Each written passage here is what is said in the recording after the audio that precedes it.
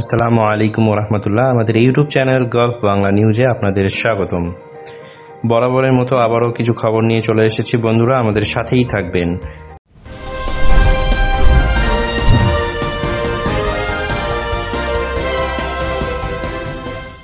দৈনিক আল কাবাস জানিয়েছে, গতকালকের মন্ত্রিপরিষদের বৈঠকে কুয়েত প্রবেশে 32টি দেশের নিষেধাজ্ঞা চলমান রাখার সিদ্ধান্ত হয়েছে।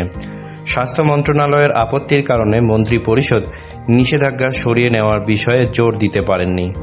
দৈনিক কুয়েত লোকাল জানিয়েছে, সামাজিক বিষয়ক মন্ত্রী এবং অর্থনৈতিক বিষয়ক প্রতিমন্ত্রী মরিয়ম আল আকিল প্রকাশ করেছেন যে কুয়েতে গত 5 বছরে 1 মিলিয়নেরও বেশি ওয়ার্ক পারমিট ইস্যু করা হয়েছে। পরিসংখ্যান অনুসারে 2015 সালে 2,52,370টি ওয়ার্ক পারমিট দেওয়া হয়েছিল।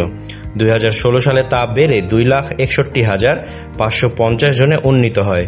2017 সালে তা আরও বেড়ে 2,92,948-এ পৌঁছায়। 2018 সালে তা কমে 1,35,310টি নেমে আসে এবং 2019 সালে তা আরও কমিয়ে 1,25,129টি করা হয়। ভারতীয়রা দুবাই হয়ে কুয়েতে প্রবেশ করছে।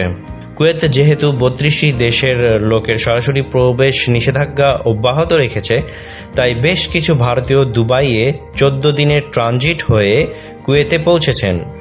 সর্বশেষ আপডেট অনুসারে নিষেধাজ্ঞা দেওয়া দেশের বৈধ ভিসা প্রাপ্ত প্রবাসীরা কুয়েতে প্রবেশে 14 দিনের বেশি সময় ধরে দুবাই বা অন্য কোনো দেশে, যে সকল দেশ নিষেধাজ্ঞার তালিকায় নেই সেসব দেশ হয়ে কুয়েতে প্রবেশ করতে পারবেন। বেশ কিছু ভারতীয় গত কয়েকদিনে কুয়েতে পৌঁছেছেন এবং তারা বলছে, কার্যক্রম বা নিয়ম শৃঙ্খলাগুলো একদম সহজ। যদি আপনি যথাযথভাবে সব ফলো করেন, আপনি দুবাইয়ের ভিজিট ভিসা নিয়ে কুয়েতে প্রবেশ করতে পারবেন।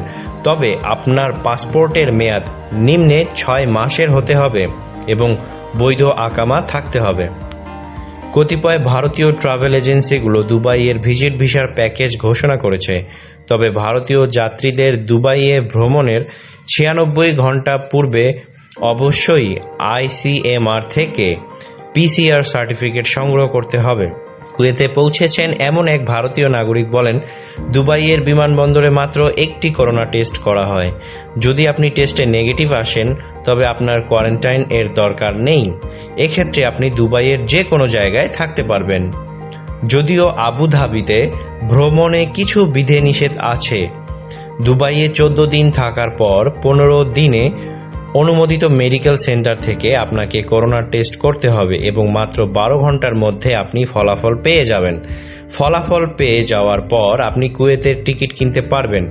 একটা বিষয় আপনাকে অবশ্যই মনে রাখতে হবে যে আপনার কাছে যেন বৈধ আকামা থাকে অথবা কুয়েত মোবাইল আইডি অ্যাপসটি থাকে, যেখানে আপনার বৈধ আকামার মেয়াদ দেখা যাবে এবং অবশ্যই আপনার মোবাইলে স্লোনেক অ্যাপস ইনস্টল থাকতে হবে।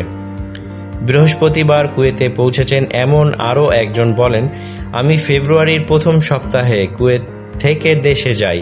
প্রায় 7 মাস আমি কুয়েতের বাইরে ছিলাম এবং এখন আসার সময় আমি কুয়েতে প্রবেশের সময় কোনো বাধার সম্মুখীন হয়নি। কুয়েতের কর্তৃপক্ষ অনুসারে যদি কোনো প্রবাসী 2019 সালের সেপ্টেম্বরের 1 তারিখের পরে কুয়েত ছেড়ে থাকেন এবং তার বৈধ আকামা থাকে, তবে তিনি কুয়েতে প্রবেশ করতে পারবেন। কুয়েত প্রবেশের পর স্লোনেক অ্যাপ অ্যাক্টিভ করার জন্য বিমানবন্দরের কাউন্টারে আপনার বাসস্থানের ঠিকানা উল্লেখ করতে হবে এবং বাধ্যতামূলক 14 দিন হোম কোয়ারেন্টাইনে থাকতে হবে। তো বন্ধুরা, এই ছিল আমাদের আজকের খবর। এরকম নিত্য নতুন খবর পেতে আমাদের চ্যানেলটি সাবস্ক্রাইব করে রাখুন এবং বেল আইকনটি ক্লিক করে রাখুন, যেন ইনস্ট্যান্টলি আপনি আমাদের খবরগুলো পেয়ে যান। ধন্যবাদ। আল্লাহ হাফেজ।